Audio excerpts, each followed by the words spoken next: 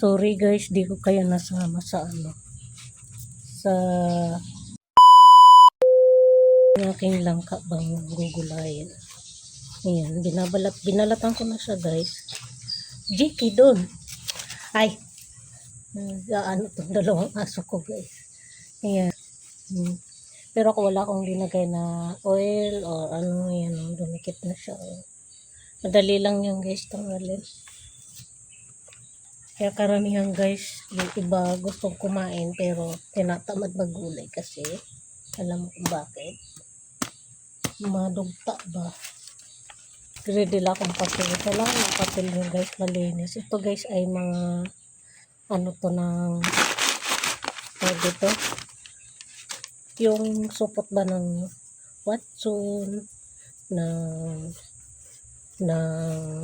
Robinson. Hinati ko, ito yung kalahati.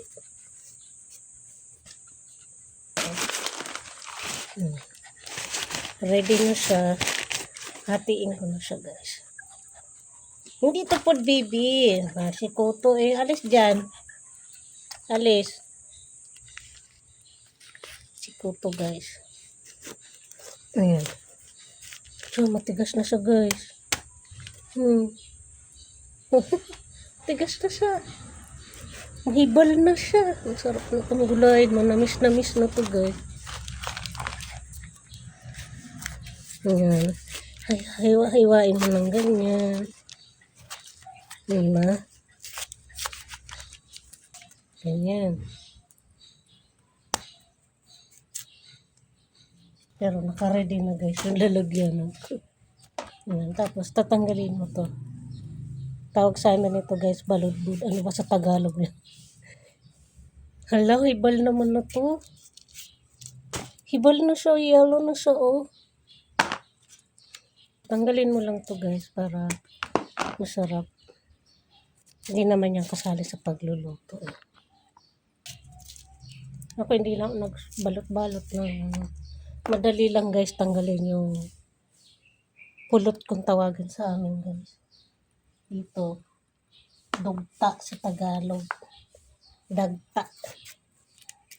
Kayo ba guys? Anong ulam niyo today? Bigay lang ko ng kapitbahay. Of course, bibigyan natin yung kapitbahay natin ito. Kasi siya man ang nagbigay nito. Ako lang yung magluluto. Ewan ko sa inyo ito kinuha.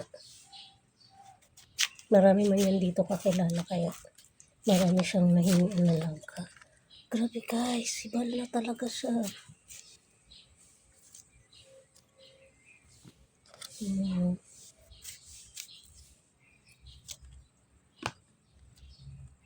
Yero na sa talaga siya guys.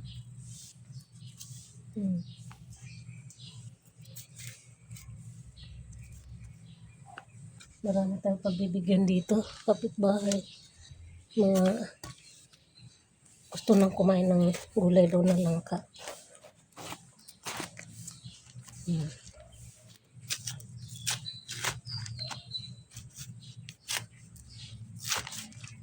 Sacrifice na naman ang cravings ni Patay Gutom. Magmukbang tayo nito guys mamaya. Ito yung ulamin ko mamaya pag naluto pa. Mahirap lang guys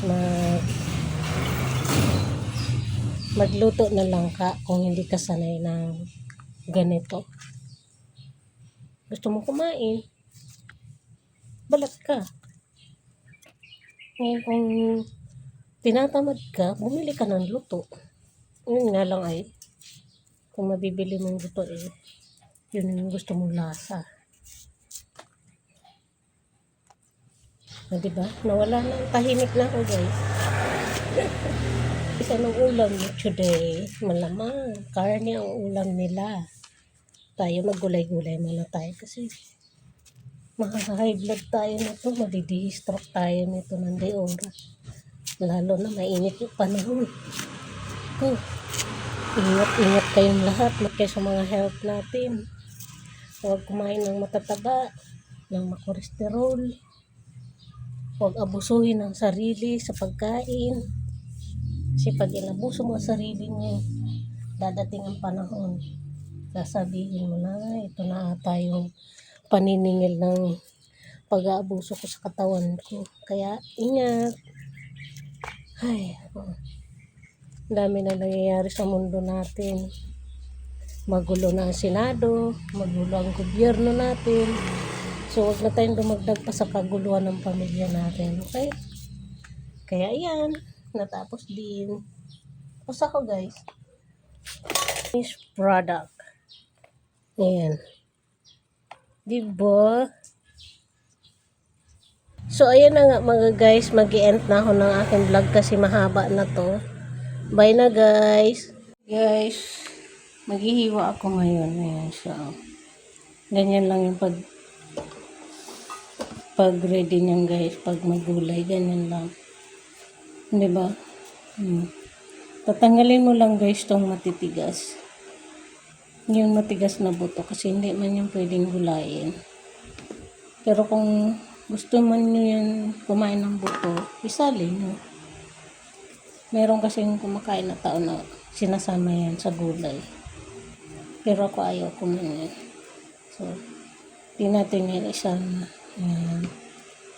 Mahirap na siyang maghiwa guys kasi maraming dumidikit sa kamay ko. Ganyan lang siya guys. Paulit-ulit lang guys, ganyan. Tatanggalin mo lang yung matigas na bagay. Ayan. Tulad niyan. Tanggalin mo lang yan. I-separate mo na lalagyan. Tapos yun na. Ito na guys, pwede na natin itong lutuin. Pag naubos mo yan guys, ayan. Ayan na siya. Oh. Pag naubos mo yan. Nakapokus lang ako guys dito sa aking ginagawa. Hibal na ba siya? Grabe ang lagkit. Dahil nagmamadali tayo, hindi na ako nakapaglagay. Tanghali na kasi, anong oras na? Alas 9 na ata. Paulit-ulit lang ganun. Kayo ba guys, kumakain ng langka? Sa amin guys, hindi ka doon magugutom sa probinsya ba? Pag probinsyana ka. Kasi marami man doon pwedeng gulayin, talbos ng kamuting kahoy, lubi-lubi, langka, everything. Tapos yung gabi, yung nilalagay natin sa sinigang na ang laman lang yung kinukuha, ang dahon nun, pwede mong gulayin. Ganun.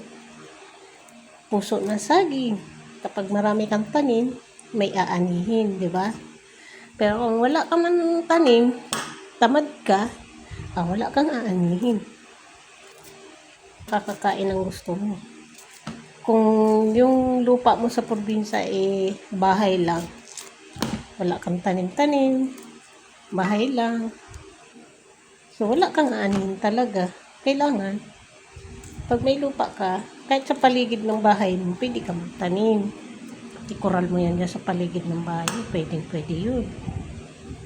Pag hindi ka talaga tamad guys ha, pero kung yung mga tamad ka talaga na wala kang kusang gagalaw sa sarili mo, wala.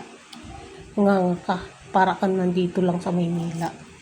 Sanay ka maghingi, bigyan ng kapitbahay, uy, mananawa sa yung kapitbahay mo. Ang daldal ko guys sa inyo. Sorry na nga mga guys. Wala man kasi ako ibang kausap, kundi kayo. So, isa-shoutout ko nga pala yung kaibigan ko. Hi, Bes. Ingat ka dyan. Ingat ka sa biyahe mo. Magdadasal ka para makarating ka sa paruroonan. Uwi kasi siya ngayon, nagbiyahe siya ngayon guys, pa summer. So, nandoon na yun sa Cubao. Uwi siya. So, ingat. Yung mga gamit mo, ingatan mo. Kasi maraming snatcher dyan sa Cubao. Maraming nangunguha ng hindi gamit dyan sa Cubao. Kita niyo ba guys yung ginagawa ko? Wawa na yung kamay ko guys. Malinis man yan guys. Naghugas man ako. So, huwag na kayong isama guys ha. Para mabilis tayo. Pag tapos na ako nito, pag malapit na ako sa finish line, doon ako mag-vlog ulit. Okay? Bye! See you and good morning everybody! See you sa next vlog mga kalaman at kapatay gutom. Bye!